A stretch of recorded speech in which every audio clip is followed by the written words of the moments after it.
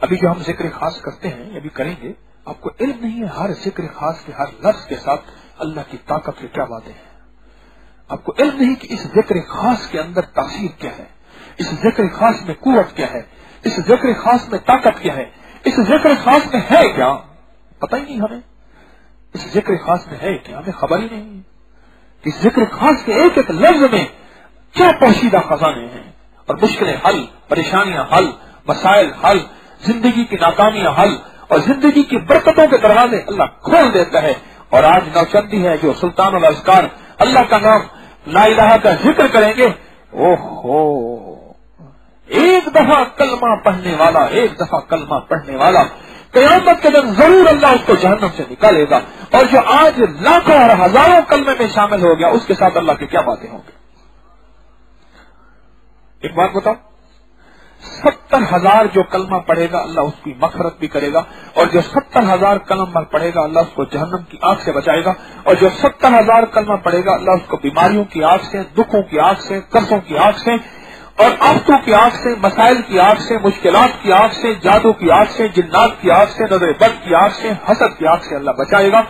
اور تسبیح خانے میں جتنا ہم پڑھتے ہیں آپ نہیں سوچ سکتے، یہ 70,000 سے زیادہ ہو جاتا ہے. اللہ کی بڑی مخلوق ہے یہاں جو بیٹھ کے ذکر کرتی ہے، تجھے نظر آئے نہ آئے 70,000 سے زیادہ ہو جاتا ہے.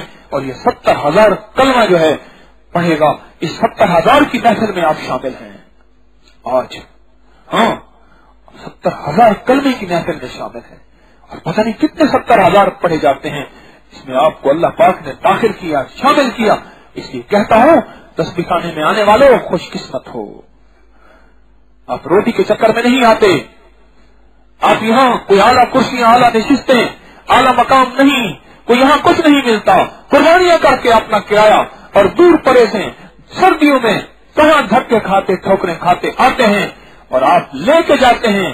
الحمدللہ کہہ رہا ہوں، مجھے روز واقعات ملتے ہیں کہ لوگ کہتے ہیں میرے مسئلے حل ہوئے، میری مشکلیں دور ہوئیں، میری پریشانیاں دور ہوئیں، رب نے میری جھولی بھر کھانے میں آنے کی وجہ سے. طارق کہاں دیتا ہے؟ ارے حکیم طارق تو خود منگتا اور بھکاری ہے. وہ رب دیتا ہے جس کے نام پہ تو گھر سے نکلتا ہے اور کہتا ہے بسم اللہ توکلت علی اللہ. مولا تیرے توکل پہ نکل رہا ہوں، تیری آس پہ نکل رہا ہوں، تیرے مان پہ نکل رہا ہوں. بسم اللہ توکلت علی اللہ. بس نکل گھر سے اللہ کے نام لے کے، لا حول ولا قوت الا باللہ. تو یہ ذکر جو آج آپ بیٹھ کے کریں گے تو کوئی چیز ہے، کوئی کمال ہے. اور پھر اگلی بات، بعض لہجے ایسے ہوتے ہیں، بعض خلوص ایسے ہوتے ہیں عرش میں ان کی قبولیت ہو کے رہتی ہے.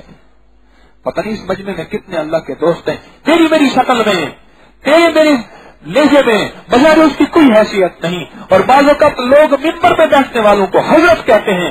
اللہ کی قسم کہہ رہا ہوں مجمع میں بیٹھنے والے حضرت سے بڑے حضرت ہوتے ہیں، بڑے مقام والے ہوتے ہیں، بڑے مرتبے والے ہوتے ہیں، بڑے کمال والے ہوتے ہیں، اللہ کے ساتھ مان والے ہوتے ہیں. اللہ کے سامنے فریاد کر دیں اللہ پوری کر دیتا ہے. تجھے کیا خبر اس مجمع میں کون کیسے رہتا ہے، کون کس حال میں ہے، اور کس کی اللہ سے کیا دوستی ہے، اور اس کا اللہ سے کیا تعلق ہے، اور کس کی اللہ کے ساتھ کیا محبت ہے. تجھے کیا خبر، مجھے کیا خبر. اس مجمع میں اللہ کے اس بندے کے ساتھ تعلق تیرا بن جائے نہ بنے، لیکن اس کا پھر اللہ سے تعلق تو ہے.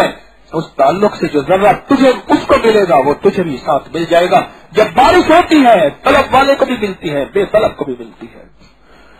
سچ ہے، سرسبز کو بھی ملتی ہے، ویران کو بھی ملتی ہے. ارے خوش قسمت ہو اللہ تسبیح خانے میں لے آیا. سدا آتے رہو اور مانتے رہو اور اللہ سے فریاد کرتے رہو. اللہ تسبیح خانے کا ناتا، تسبیح خانے کا تعلق ہم سے نہ چھڑوا.